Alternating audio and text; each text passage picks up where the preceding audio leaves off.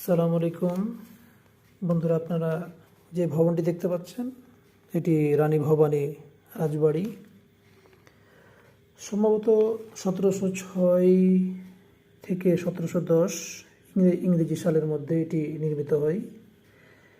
এটি আসলে মহারানী ভবানী স্মৃতি বিজড়িত একটি ভবন, যেটি রানী ভবানী রাজবাড়ি নামে পরিচিত।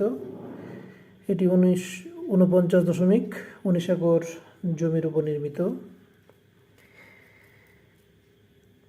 রাজা রামজীবন নাটোরের রাজবাড়ির প্রথম রাজা হিসেবে প্রতিষ্ঠা লাভ করেন 1706 মতান্তরে 1710 খ্রিস্টাব্দে।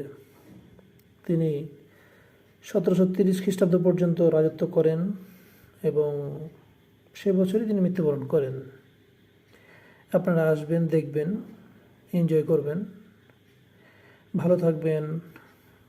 ধন্যবাদ। আসসালামু আলাইকুম।